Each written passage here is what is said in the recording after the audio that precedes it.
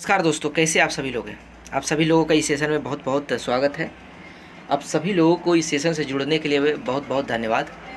आइए आज हम बहुत एक महत्वपूर्ण टॉपिक पे बात करेंगे जो बहुत ज़रूरी है आज के समय में, एक बहुत ही क्रिटिकल है। एक तरीके से हम OTT पे बात करने जा रहे हैं जिसका फुल फॉर्म होता है ओवर द टॉप। दोस्तों, हम उस पर आज के दौर में एक तरीके से बहुत ही ये बड़े पैमाने पे उभरने वाली एक इंडस्ट्री है, एक क्षेत्र है OTT, जिस पे हम लोग बात करना हम लोग को बहुत ज़रूरी है। उस पर हम लोग को डिस्कस करना चाहिए। दोस्तों, कहा जा रहा है शिवसेना की एक सांसद है, उन्होंने एक तरीके से इस पे बैन लगाने के लिए आवाज़ उठाई। उन्होंने बैन लगाने की बात कही है, सरकार करेगी बिग बॉस OTT को बैन, ऐसा कहा जा रहा है। शिवसेना MLA ने बिग बॉस OTT 3 के खिलाफ अश्लीलता फैलाने पर की कार्रवाई की मांग, कहा सारी हदें पार कर दी है ये लोग। चर्चा में क्यों है दोस्तों?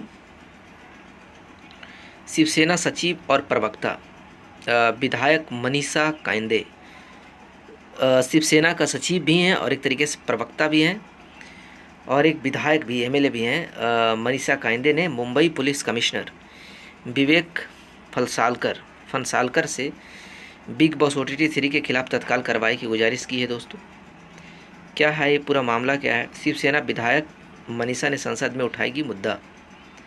उन्होंने कहा है कि मनीषा ने आगे भी यह भी कहा है कि हम केंद्र में सूचना और प्रसारण मंत्री के पास भी जाएंगे और हम उनसे सांसद के इसी मानसून सेशन में OTT प्लेटफॉर्म पर कानून लाने का अनुरोध करेंगे। दोस्तों, हमने उनसे एक्टर्स और शो के CEO को भी गिरफ्तार करने के लिए कहा गया है, ऐसा शिवसेना की विधायक मनीषा ने कहा है। ऐसा उनका ये विचार है।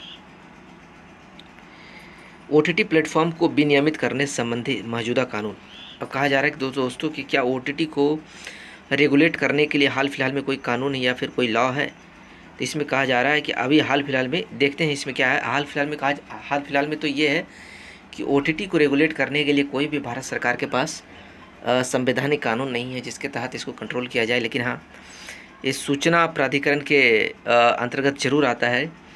गौरतलब है कि भारत में अब तक किसी भी over the top OTT platforms को विनियमित करने के लिए कोई विशिष्ट कानून या नियम नहीं है, क्योंकि यह अन्य मनोरंजन के माध्यमों की तुलना में एक नया माध्यम है, इसलिए इसके पास अभी कोई कानून नहीं है।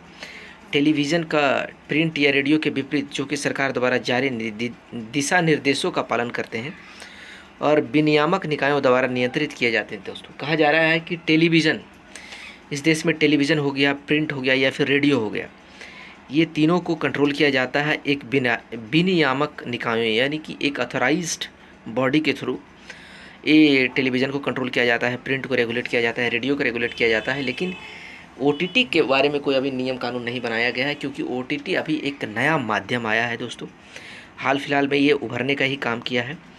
ओवर द टॉप प्लेटफॉर्म पर उपलब्ध कंटेंट को लेकर कोई भी नियम या कानून नहीं है और इनके किसी नियामक निकाय द्वारा नियंत्रित भी नहीं किया जाता है। दोस्तों, भारत में प्रेस काउंसिल ऑफ इंडिया, जो PCI जिसको हम शॉर्ट फॉर्म में कहते हैं, उसके द्वारा प्रिंट मीडिया को रेगुलेट किया जाता है।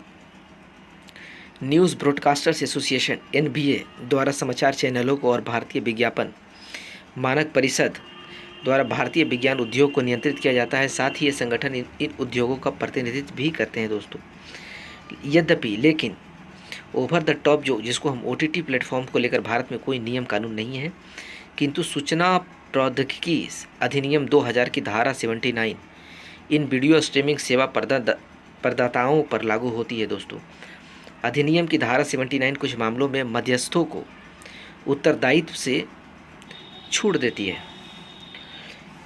इसमें कहा गया है कि मध्यस्थ उनके द्वारा उपलब्ध कराए गए किसी भी तीसरे पक्ष की जानकारी, डेटा या संचार के लिए उत्तरदायी नहीं होंगे, ऐसा नियम है।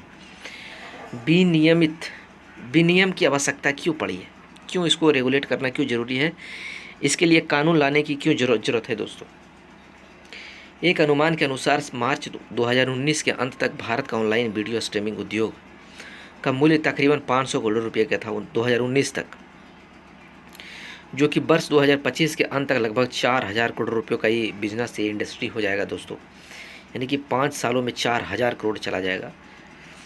वर्ष 2019 के अंत तक भारत में 17 करोड़ OTT प्लेटफॉर्म उपयोग करता थे और जैसे जैसे भारत में मोबाइल व इंटरनेट के उपयोगकर्ताओं की संख्या में बढ़ोतरी हो रही है, वैसे ही OTT प्लेटफॉर्म उपयोगकर्ताओं की संख्या में भी तेज़ी से बढ़ोतरी देखने को मिलेगी दोस्तों।